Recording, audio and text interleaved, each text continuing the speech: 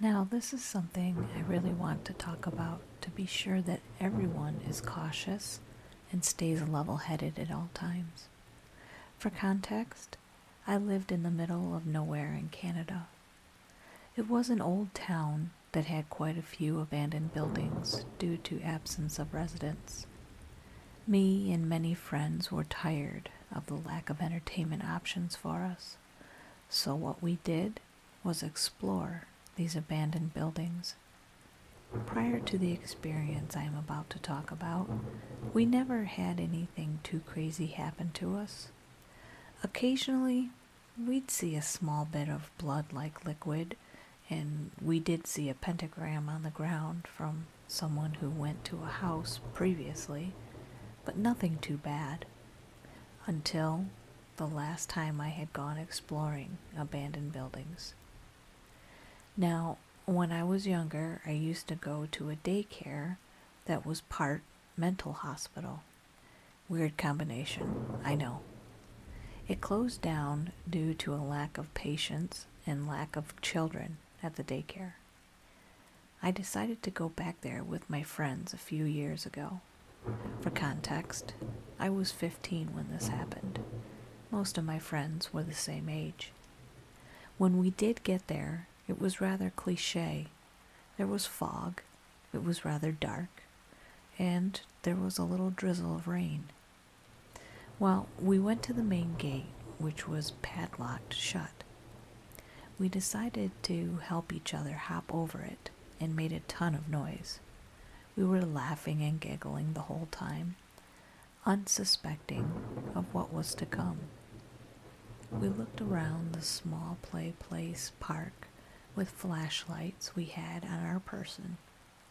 Even with our somewhat powerful flashlights, our visibility was rather limited. We decided to enter the decaying building. Glass and dirt crunched under our feet as we stepped into the daycare section of the complex. There were still old Lego, wood chips from previous furniture, old torn dolls, and toys strewn about. The further we walked around the daycare section, we naturally became more and more silent until all we could hear was the crunch of the dirt under our feet. I found some crayons in a plastic container in the corner of the room. I walked over to pick them up when all of a sudden we heard a loud crash coming from behind a metal door leading to the psych ward part of the building. My friends and I all looked at each other. As a whole, we were a group of 5. Most of them were very bold and cocky. We all looked at each other when my friend Brian suggested we go and look to see where the sound came from. Personally, I was not too fond of the idea, but with my group of friends, there was no way anyone was going to decline such a thing. We all stacked up on the door and opened it. It was rusted to the floor and we heaved to get it open. As we walked in, the metallic smells and must became stronger, with a hint of something else which I couldn't put my finger on at that moment. We walked in, our flashlights pointed in every direction with Brian leading the group. The hallways were tight, and to the left and right were the occasional metal doorway, some with doors open. I felt slightly claustrophobic, and it felt a little hard to breathe. As we continued, Brian shone his flashlight into a room and recoiled. We all stopped walking as Brian slowly entered the room. "What is it?" I asked him. "I thought I saw someone here. It seems all fine now." Well, to be honest, I thought he was just messing with us to increase our anxiety. But looking back, I think he was completely honest. He backed out of the room and we continued walking deeper into the psych ward. One another friend swiftly told us to stop. We came to a halt and all listened. In the distance ahead of us, we heard the subtle pitter-patter of footsteps echo through the hallway. We all looked at each other, fear in each of our eyes. Brian continued walking toward the sounds. We considered turning back for a second without Brian, wondering if some ghost or something was in the building. But we couldn't do that to him. The closer we got, the more I felt like I was being watched. When finally we entered a room on the right, which had the smell of rotting meat. In front of us was a dead deer. Its innards were spilled all over the floor, staining the concrete. A friend of mine had a very weak stomach and vomited all over the floor. That's when we heard whispering from somewhere. Brian shone his flashlight to the corner of the room where a man with short hair was standing with his head down. He wore a bright green t-shirt stained with what I assume was blood and torn beige pants.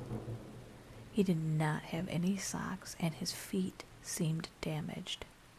He was twitching sporadically and continued to mumble even after we saw him. We stared at him for a solid 30 seconds before he made his first true movement. He looked up at us with a haunting grin that sent shivers down our spine. "You guys here for the feast?" He said each word with varying inflection and energy. This kicked us over the edge, and we bolted out of that room all the way back to the daycare center. The door was still open, and we decided to try and slam it shut, but the rust and pure weight of the door almost kept it open.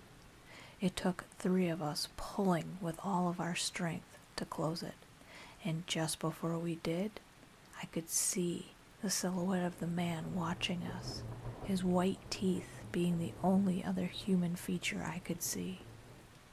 As we sat behind the metal door catching our breath for a second, we all looked at each other for confirmation that we all saw the same thing.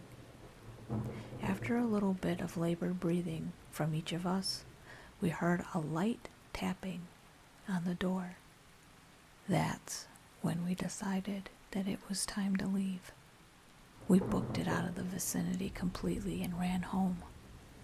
A year after we visited that spot, police went back to do a routine search of the area and found the man.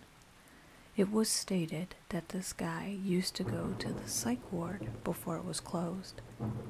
He escaped the facility he was transferred to and lived off of the wildlife around the complex. When the cops brought him in, he had a series of diseases and sickness from eating raw meat. His mental condition was much worse than before. There were future rumors that he did kill someone in the forest while searching for food, but nothing was confirmed. In the end, guys, be careful, especially in dangerous areas such as abandoned buildings.